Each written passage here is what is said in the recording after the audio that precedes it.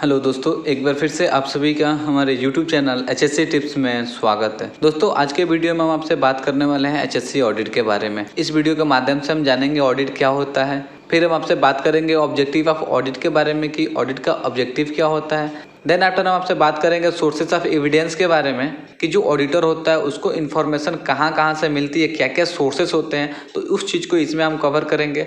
Then after हम आपसे last में बात करेंगे प्रोसेस ऑफ ऑडिट के बारे में कि यदि आपको ऑडिट करना है तो स्टेप बाय स्टेप क्या क्या करना होता है, इस चीज़ को हम इसमें कवर करने वाले हैं। तो ये सारा टॉपिक हम आज के वीडियो में कवर करने वाले हैं, तो बने रहिए हमारे साथ वीडियो के आखिरी तक। तो आइए वीडियो को सीधे स्टार्ट करते हैं और सबसे पहले बात करते हैं what is HSC audit. HSC audit is the systematic, objective and critical evaluation of an organization health and safety management system. HSC audit जो होता है किसी ऑर्गेनाइजेशन के health and safety management system का सिस्टमेटिक तरीके से उसके ऑब्जेक्टिव और इम्पोर्टेंस का मूल्यांकन होता है। अब हम बात करते हैं objective of health and safety audit के बारे में। तो देखिए, किसी कंपनी के हेल्थ एंड सेफ्टी ऑडिट का जो ऑब्जेक्टिव होता है वह यह होता है कि वो उस कंपनी का क्या करता है, मूल्यांकन करता है और कंपनी को यह इंफॉर्मेशन देता है कि how well it is performing in health and safety, या हेल्थ एंड सेफ्टी में कितना अच्छा परफॉर्म कर रहा है। Whether managers and other meetings the standard set by the company itself, क्या मैनेजर्स और अन्य कंपनी द्वारा निर्धारित स्टैंडर्ड को पूरा करते हैं। Whether the company is complying with the health and safety law, क्या company health and safety law का अनुपालन कर रही है। तो ये जो होता है हेल्थ एंड सेफ्टी ऑडिट का ऑब्जेक्टिव होता है। आइए अब हम बात करते हैं टाइप्स ऑफ ऑडिट के बारे में कि ऑडिट कितने प्रकार के होते हैं। तो ऑडिट दो प्रकार के होते हैं, internal audit and external audit. Internal audit क्या होता है, यह नॉर्मली हमारे मैनेजमेंट सिस्टम की करंट सिचुएशन और उसका इफेक्टिवनेस का मूल्यांकन करने के लिए इंटरनल टीम के द्वारा किया जाता है। यानी कि जो हमारा इंटरनल टीम है, जैसे हमारा ऑर्गेनाइजेशन का ही है तो हमारा ही आदमी है। सेकेंड है आपका एक्सटर्नल ऑडिट। ये जो होता है एक दूसरे प्रकार का ऑडिट है, जो नॉर्मली क्या होता है कि हमारा जो मैनेजमेंट सिस्टम है जो करंट में है उसका इफेक्टिवनेस के मूल्यांकन और जांच करने के लिए थर्ड पार्टी के द्वारा और इंश्योरेंस कंपनी के द्वारा किया जाता है। यानी कि इसमें क्या होता है, बाहर से आदमी आते हैं। तो इस प्रकार से हम नाम से ही कंफर्म कर सकते हैं। इंटरनल ऑडिट यानी कि हमारा internal team, and external audit का मतलब हो गया कि आउटसाइड से कोई थर्ड पार्टी आएगा और ऑडिट करेगा।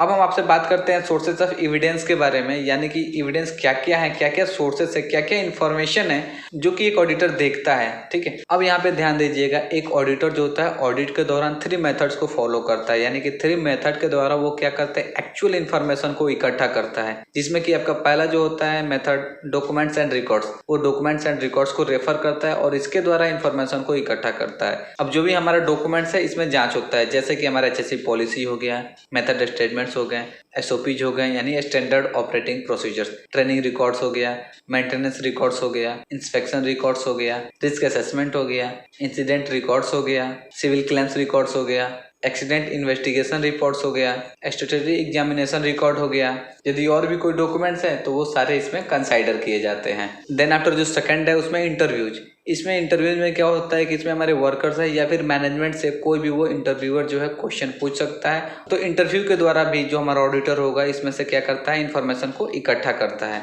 देन आफ्टर थर्ड मेथड जो होता है डायरेक्ट ऑब्जर्वेशन। इस मेथड के द्वारा जो ऑडिटर होता है हमारे साइड से या फिर हमारा एक्टिविटी से या फिर किसी व्यक्ति के बिहेवियर से भी इंफॉर्मेशन को इकट्ठा करता है। ठीक है, तो इसमें हमारा साइड से भी कुछ भी ऑब्जर्व किया उसने, कुछ भी सही है गलत है, उस चीज को वो ऑब्जर्व करेगा तो वो क्या होगा, उसके लिए एक इन्फॉर्मेशन हो गया। ठीक है, तो ये जो 3 मेथड्स होते हैं एक ऑडिटर फॉलो करता है ऑडिट के दौरान। ओके, अब हम आपसे बात करते हैं प्रोसेस ऑफ ऑडिट के बारे में कि यदि हमको ऑडिट करना है तो हमको स्टेप बाय स्टेप क्या क्या फॉलो करना होगा, कैसे करते हैं, आइए समझते हैं। देखिए, जो ऑडिट होता है 3 स्टेप्स में किया जाता है। फर्स्ट है आपका प्री ऑडिट प्रिपरेशन। तो इसमें क्या होता है कि हमको ऑडिट स्टार्ट करने से पहले कुछ प्रिपरेशन करना होता है। तो वो क्या होता है, आइए देखते हैं। फर्स्ट है आपका the scope of the audit. हमारा जो ऑडिट का जो दायरा है उसको यहाँ पे हमको इंश्योर करने का है, यानी कि हमारे इस ऑडिट में क्या क्या चीज को कंसाइडर करने का है, क्या क्या चीज आ रहा है। The area of the audit, जैसे कि हम ऑडिट के लिए जा रहे हैं तो हमारे एरिया कितना है, हो सकता है एक डिपार्टमेंट हो सकता है पूरा एक साइट हो सकता है बहुत सारे साइट्स हो, पूरा साइट्स ही हो,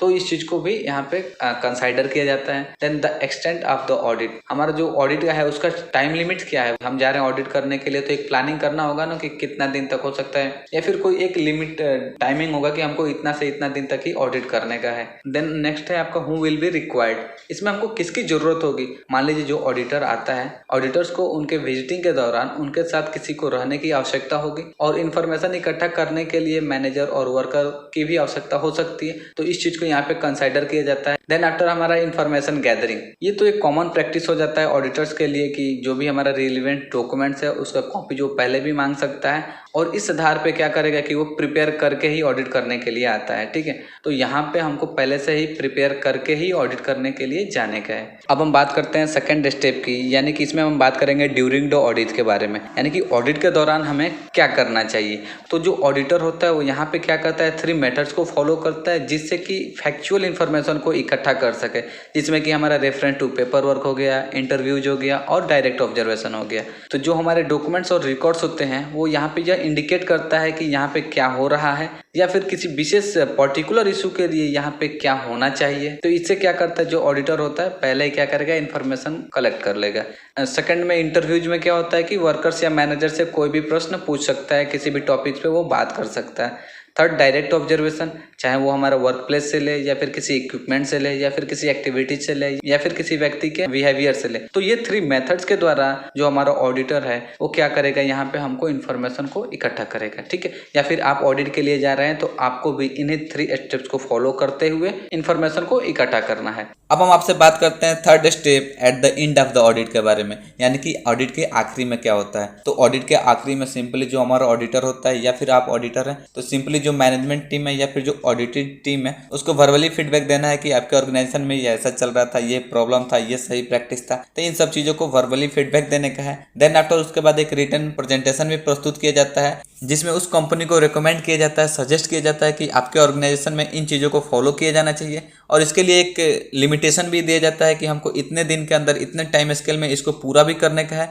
तो ये बाई फोर्सली भी बोलता है और आपको सजेस्ट भी करता है ताकि आप अपने ऑर्गेनाइजेशन में हेल्थ एंड सेफ्टी स्टैंडर्ड को बनाए रखें और किसी भी प्रकार के लीगल प्रोसिक्यूशन से बचे रहें। तो दोस्तों ये 3 स्टेप्स थे जिसको फॉलो करके हम ऑडिट कर सकते हैं और इससे इन्फॉर्मेशन को इकट्ठा कर सकते हैं और क्या क्या रिकमेंडेशन है, क्या क्या सजेशन है हम ऑडिटर्स को दे सकते हैं। तो इस प्रकार से हम एक ऑडिट को अच्छे तरीके से कर सकते हैं। आई होप कि ये वीडियो आपके लिए यूजफुल था। तो कैसा रहा यह वीडियो कमेंट बॉक्स में अवश्य बताएं और साथ ही अगर आपने अभी तक हमारे चैनल को सब्सक्राइब नहीं किया है तो कृपया इसे सब्सक्राइब करें ताकि आने वाले वीडियो का नोटिफिकेशन आपको प्राप्त हो। तो दोस्तों मिलते हैं हम आपसे अगले वीडियो में एक नए टॉपिक के साथ। तब तक के लिए बाय बाय, टेक केयर।